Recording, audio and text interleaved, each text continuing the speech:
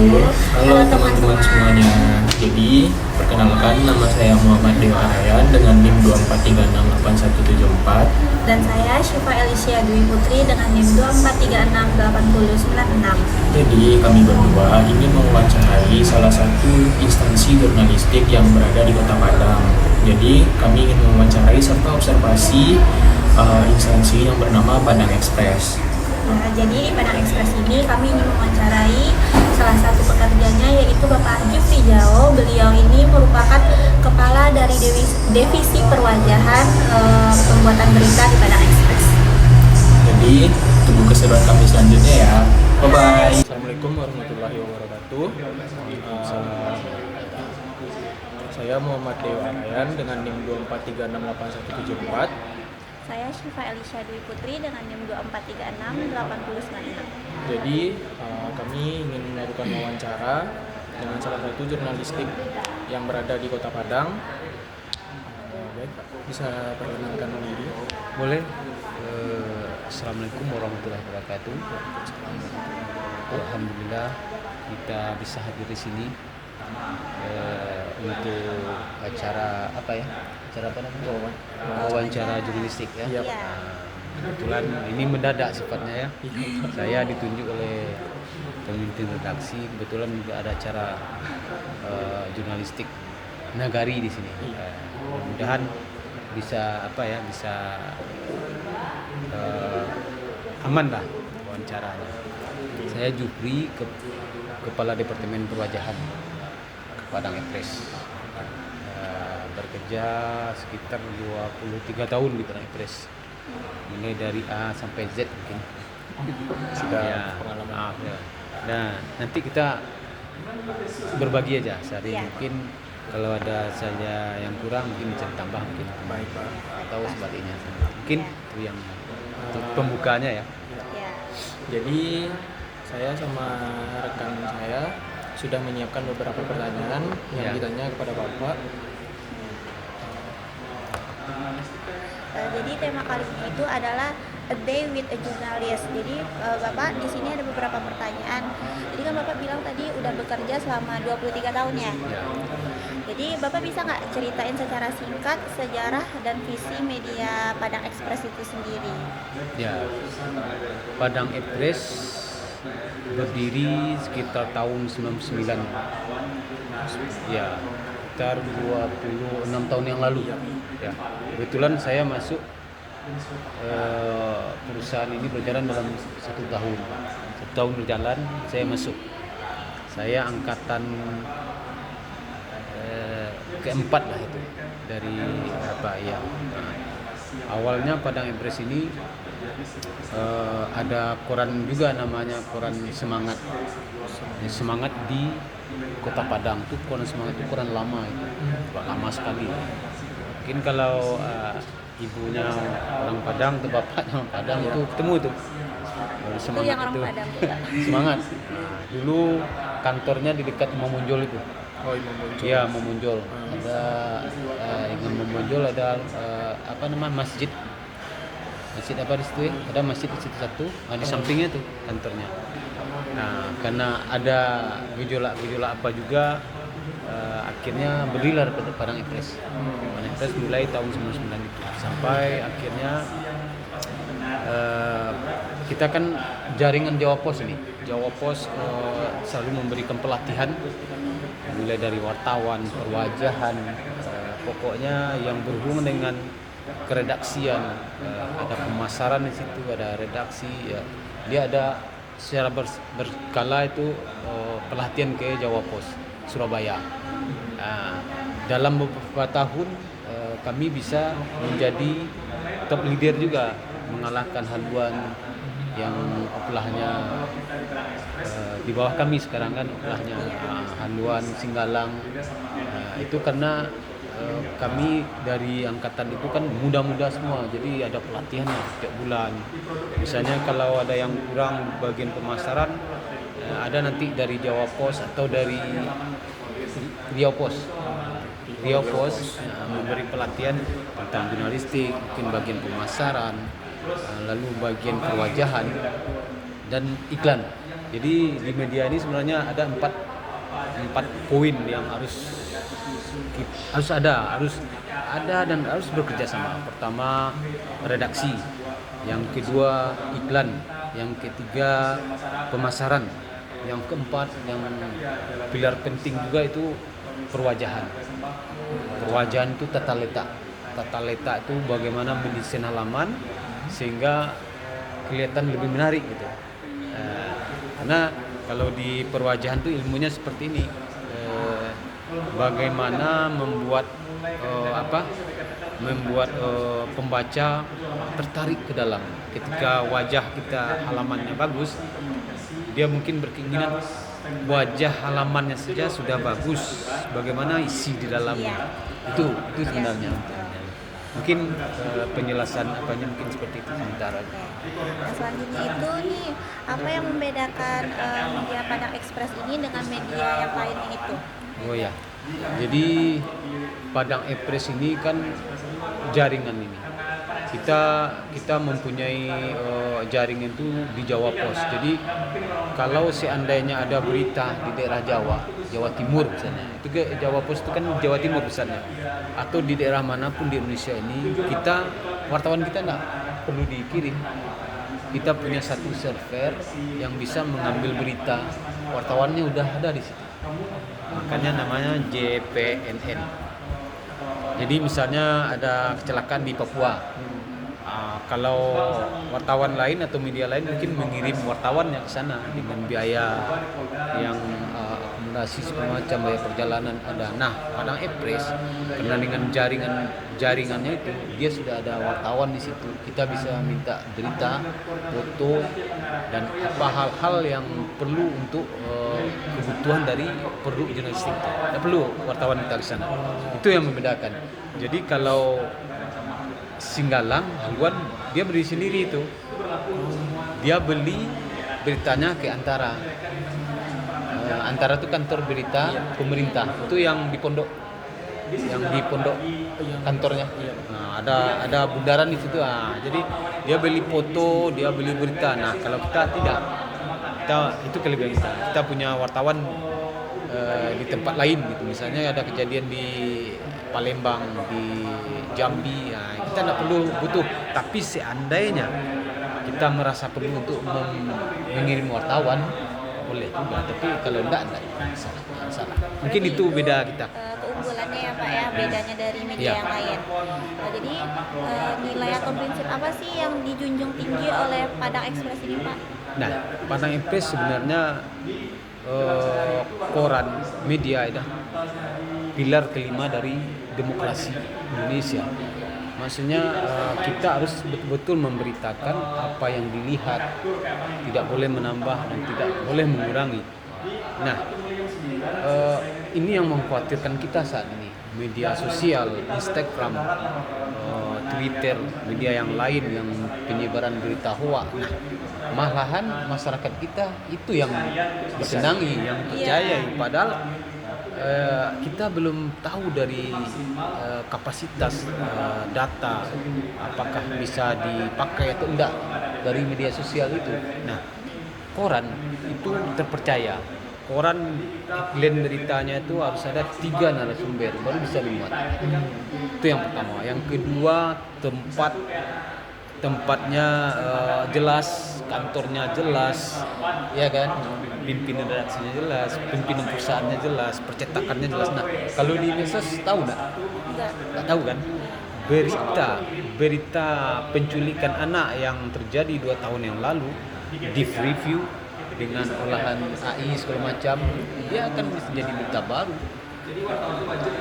Bisa diulang lagi ya, terjadi penculikan di Kota Padang di daerah Parakaraka, padahal itu beritanya 2 tahun yang lalu. Nah, mungkin saran ini sebagai mahasiswa komunikasi, perlu edukasi dan pelajaran kepada masyarakat, jangan terlalu percaya kepada medsos.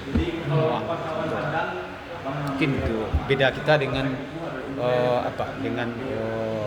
media yang lain. Kita mempunyai wartawannya tersebar dan mempunyai satu grup yang besar.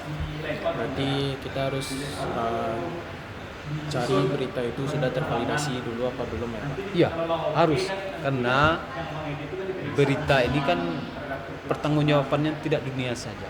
Ketika kita menyebarkan berita bohong, kita berhadapan dengan kalau kita punya Tuhan. Kita harus nanti ditanya berita ini betul atau tidak.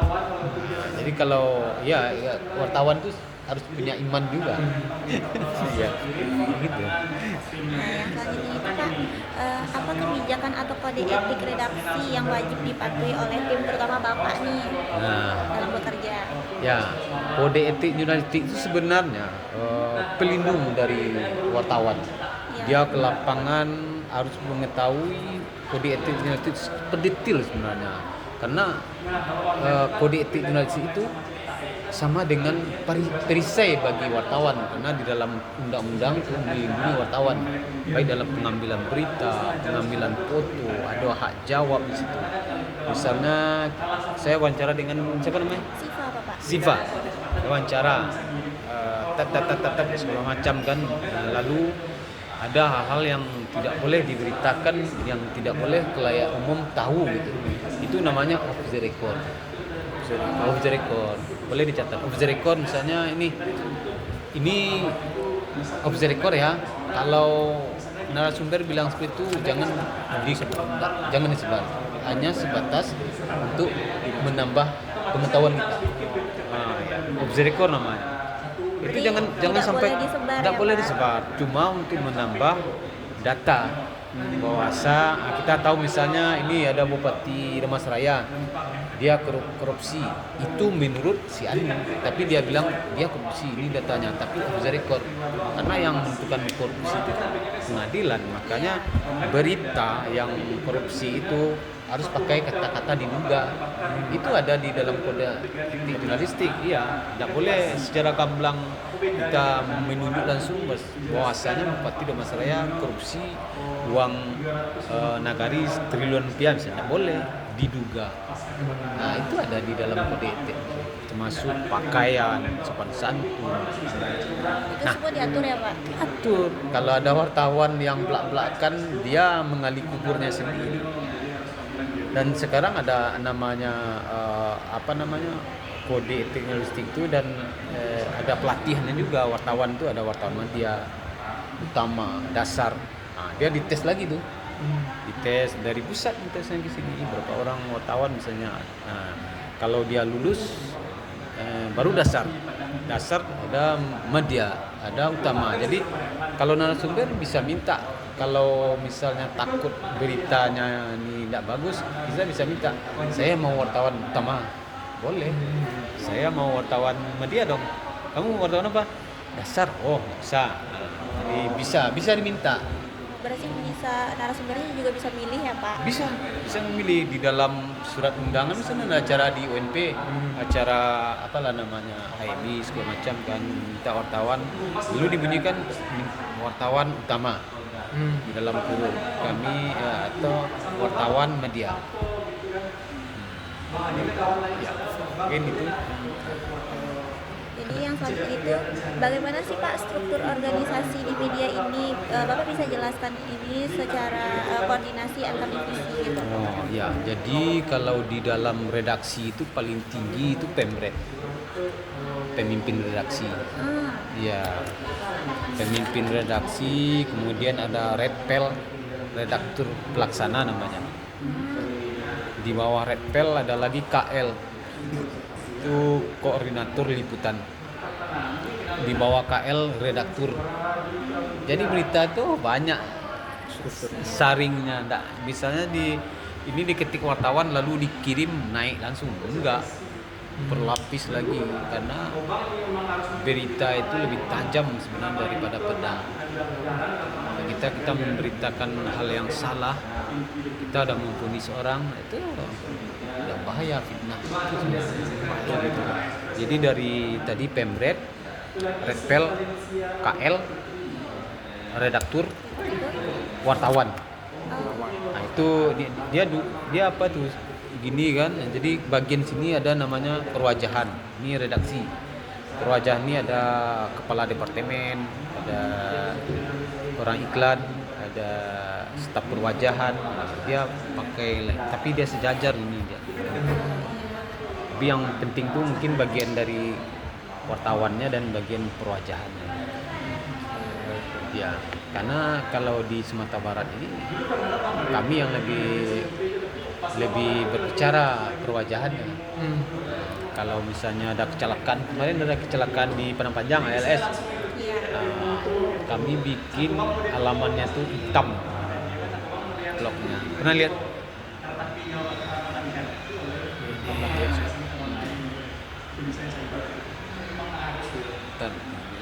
Pernah lihat Padang Impres? Pernah Pak? Pernah. Asli kampung sih kau? Iya Pak. Di mana? Orang tua Padang Panjang Pak. Di mana Padang Panjang? Di Bungku Pesantren itu Pak. Bungku Pesantren apa ya namanya? Tidak pernah pulang kampung lah Pak. Keluarga di Padang soalnya Pak. Oh, pesantren terpadu. Iya, pesantren tempat. Simpang Empek tuh. Kaki waduh. Pak ke bawah tuh jauh. Baik.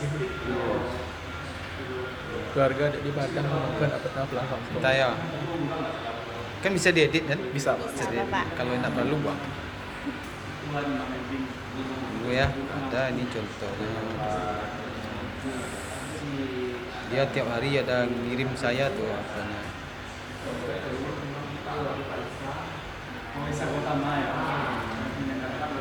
Nah, ini kemarin tanggal berapa kejadian yang di ini? Tahu? Oh, yang di Padang Panjang Pak. Kejadiannya. Nah, tanggal berapa ya? Ini dia nih. Ini dia nih. Ini. Minggu yang lalu ya Pak. Ya.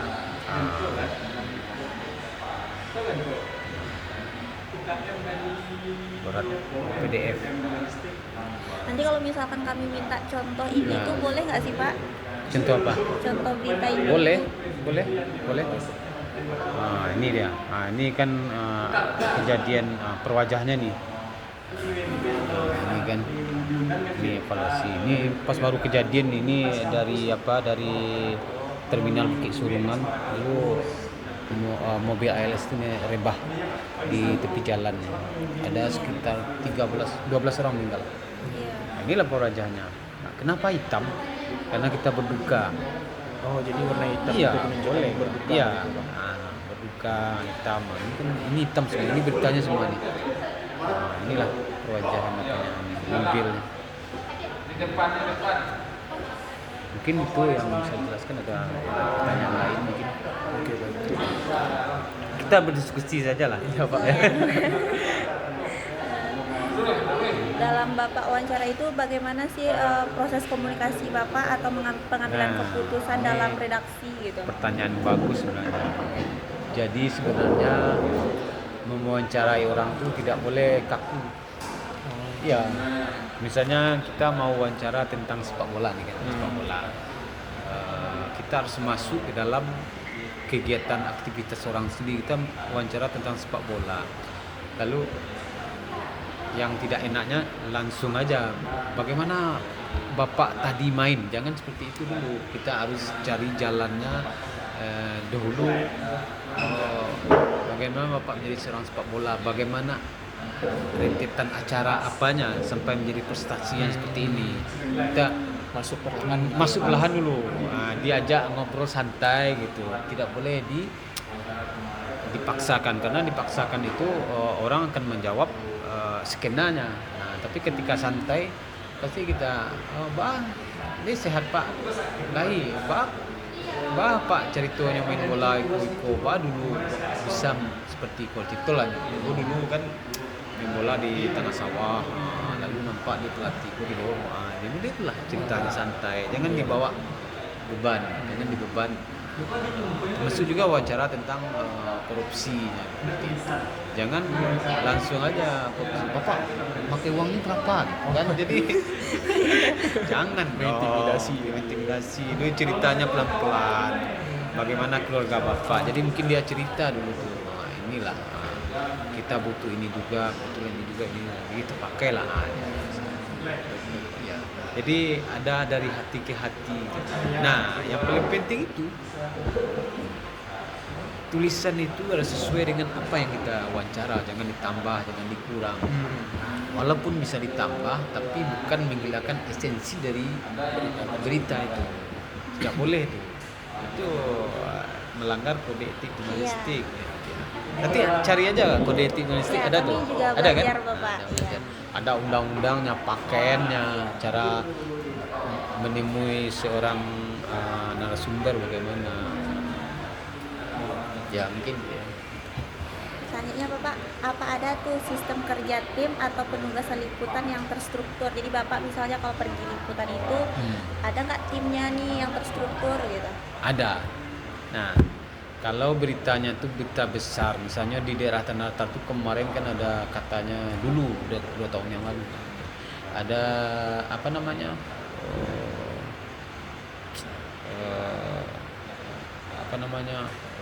Islam garis keras ini apa namanya?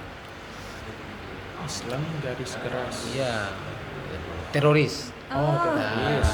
teroris. Jadi kalau teroris itu menyangkut besar, itu menyangkut bangsa dan negara. Kita tidak bisa mengirim 1 atau 2 wartawan. Harus ada timnya. Ya, ada timnya yang mengambil foto, ada timnya yang wawancara wali negari, ada timnya yang wawancara masyarakat sekitarnya.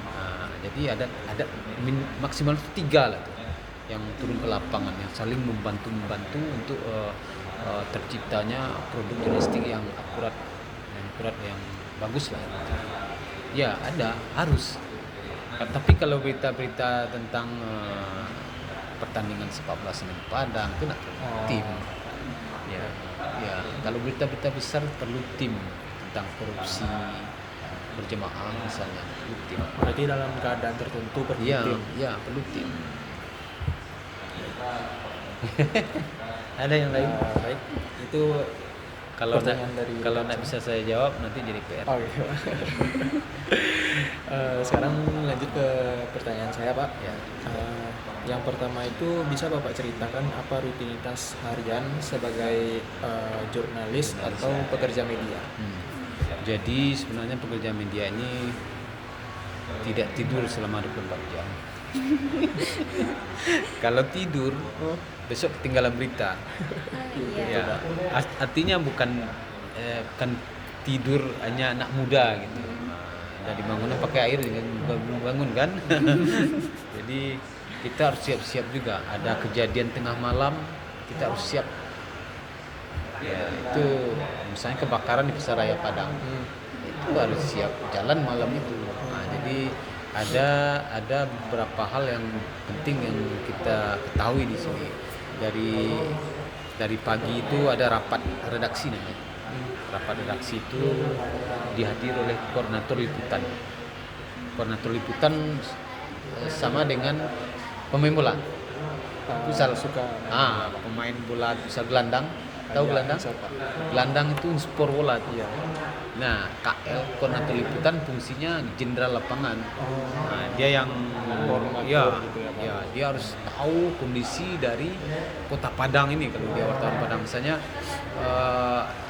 dia harus tahu juga jalan-jalan tikus di mana seperti misalnya kalau dikejar polisi jalan sini. Nah, itu KL tuh koordinator liputan jenderal lapangan dan dia berhak memerintahkan langsung wartawan. Kamu ada kejadian orang hanyut di Pantai Padang, ke situ KL-nya yang memerintahkan wartawan. Lalu nanti dibikin beritanya nanti dikirim lagi ke KL tadi. Ini sistem kerjanya nih koordinator liputan. Rapat pagi tadi kan? Iya. Lalu rapat pagi itu di wartawan nih diperintah kamu situ, kamu ke Pertanyaan selanjutnya itu terakhir nih. Ada lagi? Masih ada 2 lagi. Dua lagi. Pertanyaan selanjutnya itu deskripsikan produk apa yang udah dibuat oleh jurnalis atau pekerja media, misalkan kayak naskah berita, program siaran atau Iya, konten itu media. tuh yang paling berkesan bagi Bapak gitu selama Bapak bekerja gitu. Kalau soal berkesan, saya pernah bikin berita feature namanya. Apa Bapak? Feature. Picture? Feature itu tingkatan berita itu ada 3. Yang pertama berita news. Berita news itu berita kejadian. Misalnya kecelakaan, itu berita news. news itu berita apa namanya, lempeng, berita kejadian yang langsung harus dibuat hari itu. Kecelakaan orang ketimpa pohon, harus dibikin. Kalau besok kita bikin ya ketinggalan. Udah ya news namanya. Bisa dicari di apa segala macam. Kemudian ada feature itu berita semi sastra. Ya, semi sastra artinya kita menceritakan hal-hal selain kejadian itu. Misalnya kalau misalnya kasus yang santer itu kemarin kan, pembunuhan anak tiri di Damas Raya, bapaknya bunuh. Nah, kalau berita news, telah terjadi pembunuhan di Damas Raya, seorang ayah tiri membunuh anaknya, itu bla bla bla, itu berita news. Nah, kalau picture dia mungkin picture nih ya, pagi yang dingin itu, itu picture tuh dirangkai kan, pagi yang dingin itu terdengar pekikan, sayup-sayup sampai setelah sebelumnya azan subuh berkumandang, masyarakat berteriak, sesosok mayat ditemukan di samping musala itu. Nah, itu picture tuh. Oh iya, memang ada sastranya ya Bapak. Ya, sastranya. Nah, ini lebih menarik. Picture ini leadnya boleh di bawah, boleh di atas, boleh di samping, serah itu. Serah. Tapi kalau berita lempeng, leadnya di atas itu, piramida terbalik. 5W1H. Oh, 5W1. Ya, 5W1. What, who, where, when. Itu harus ada. Tapi kalau picture dia boleh di tengah, di bawah, di samping. Yang penting menarik, bebas. Nah, itu yang kedua. Yang ketiga, essay namanya. Essay itu tulisan itu opini. Misalnya profesor, dia sudah meneliti segala macam, itu dia bikin tulisan dunia. Nah, itu essay namanya. Ini dari diri sendiri. Mungkin ada itu 3 pembagian dari apa. Nah, kemarin saya baca di detik.com kan masalah apa sekarang AI ya, AI ya, AI istilahnya kan, AI. Kalau berita news, berita lempeng, news, berita kejadian yang hari itu AI itu udah mudah, bahkan lebih hebat dari seorang wartawan. Tapi dia tidak bisa meniru soft, tulisan soft, dari tulisan tangan seorang wartawan berita feature.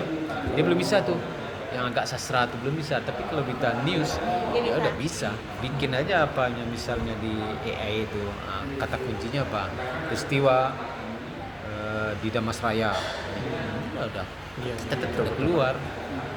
Tapi kalau feature dia belum bisa, itu perlu sentuhan dan itu mendalam. Ya, kadang-kadang orang yang yang membaca picture itu menangis sendirian, keluar air matanya. Karakter katanya. Baik Pak, mungkin ini pertanyaan terakhir. Bapak bisa jelaskan secara rinci proses pembuatan suatu berita gitu? Satu berita yang penting itu sebenarnya, kalau berita yang bagus itu ada 3 narasumber saya bilang tadi. Misalnya masalah sampah di Kota Padang, masalah sampah di Pantai Padang. Siapa yang perlu diwawancarai? Pertama, Kepala Dinas Pariwisata. Kedua, Kepala Dinas Lingkungan Hidup. Yang ketiga, untuk menambah ribuan masyarakat sekitar tempat sampah. Jadi berita itu perlu berimbang, balance. Jangan kita apa aja, pejabat saja yang kita bikin beritanya. Ada keseimbang dari masyarakat yang saya udah kumpulkan, kata masyarakat, saya sudah kumpulkan udah di dalam tong sampah. Nah, kita nggak tahu nih anjing semacam yang menyebar. Nah, jadi harus ada 3 narasumber sehingga betul-betul bisa dipahami beritanya itu, bukan dari kepentingan kepala dinas dia cuci tangan kan. Udah saya sudah kirim, nah tidak bisa seperti itu, harus berimbang. Ada berita berimbang dari lingkungan hidup, dari dinas kebersihan, dari orang-orang yang ada di sekitar situ, harus itu. Jadi berita itu sebenarnya harus bisa mencarikan solusi dari permasalahan yang baru. Jadi jika orang baca semua tuh dari kepala dinas ini, dari masyarakat ini, nah kita bisa menyimpulkan kesimpulannya apa dari sebuah berita itu. Terserah dari orang yang membaca. Ya, mungkin itu yang bisa. Kalau itu pertanyaan dari rekan saya yang terakhir dari saya nih Pak, kan Bapak udah 23 tahun nih bekerja kan, apa sih kendala atau tantangan paling besar yang pernah Bapak hadapi gitu? Tantangan yang paling besar dihadapi itu adalah ketika membuat berita itu kita jarang membaca, literasi kita kurang. Kalau kita jarang membaca, ketika tangan kita di keyboard itu kan, apa yang mau bikin ya, apa yang mungkin. Nah, makanya wartawan itu harus bergelut dengan buku dan membaca. Kalau kita tidak membaca, karena kita tahu wartawan itu adalah produknya jurnalistik dan olah kata. Ketika kita ilmu literasi kita nggak ada, ya nol. Paling kita cuma bisa bikin berita itu 2 lini atau 3 lini. Kalau kita tidak pernah membaca, jadi sarankan mungkin jadi wartawan muda, masuk adik ini, membacalah. Jadi ketika kita membaca, walaupun kita tidak bertemu dengan permasalahan kita hari ini dengan buku, di suatu saat kita bertemu, kita baca ini ada masalah beberapa bulan ke depan, kita ingat itu, di review lagi apa otak kita, oh kita pernah baca itu ternyata. Jadi kita bisa nulis dan bisa menjadi solusi. Indonesia ini literasinya paling bawah, baca Secara literasinya ya sangat rendah. harusnya mahasiswa itulah 5 duduk maco lah. Nah beda maco. Iya. Buya Hamka tak pernah sekolah. Iya. Baca. Buku bapaknya, buku ayahnya itu nyebaco ya, lemari nyebaco ya. Yang mau baca tulisannya tajam lebih daripada pedang. Setiap Buya Hamka nulis itu Belando tuh, orang-orang yang melawannya tuh luku-luku walaupun enggak tusuk lah dikecil Buya Hamka tuh. Itu saja. Nah, itulah kendalanya. Sekarang wartawan karena teknologi canggih, dia bisa dari AI tadi juga, dia opini jadi janganlah seperti itu. Kalau bisa kita menjadi wartawan yang kompeten, yang bisa menulis dengan tangan sendiri, kita lihat dengan mata, karena wartawan itu kan memberitakan yang bagus, pasti dia nanti dituntut loh. Kalau kita punya iman, lalu berita apa yang bikin kita? Mungkin itu nyalanya, membaca sesuai dengan ikra. Baca. Berarti kurangnya literasi ya. Ya, harus. Kalau wartawan tidak ada literasi, ya pembalian 3 linia, kalau payah begitu. Lakal luar paluan situ kan. Lah kan dibuat. Kami dalam menyusun laporan juga kehabisan Iya kan? kata-kata. Nah, membaca itu di dia. jurnal, Bacalah. Buku apa aja baca, jangan buku yang nyeleneh lah. Nanti di suatu saat ketika kita berhadapan dengan orang lain yang pembahasannya sesuai dengan persoalan, dia keluar sendiri. Memori itu keluar sendiri. Oke. Semangat. Semangat Bapak. Udah, aman ya? Satu lagi Bapak, untuk pesan untuk kami, untuk kedepannya barangkali kami berdua bisa jadi jurnalis kedepannya, apa pesan untuk kami? Ya, pesan itu adalah menulis dengan niat baik, dengan hati yang tulus, jangan ada embel-embelnya. Nanti kan wartawan, ya kita harus idealis juga sebenarnya. Kita tidak boleh membela yang bayar, jangan. ini wartawan upload mah iya ini jadi tiga beritanya Ini bagus ini Pak. prinsip berarti uang diterima berita harus sesuai dengan kenyataan data dan fakta. Kalau pernah dalam kondisi begitu? Bisa boleh berteman boleh tapi ketika dia salah kita harus bikin salah. Oke. Nah Padan. Iya, Pak. banyak tuh. Terima kasih ya Pak. Jadi begitulah hasil dari wawancara serta observasi lapangan yang kami lakukan di Padang Express. Jadi wawancara dan hasil observasi ini kami lakukan untuk pemenuhan tugas akhir kami, yaitu pengantar jurnalistik. Sekian dan terima kasih udah menonton sampai habis. Bye bye.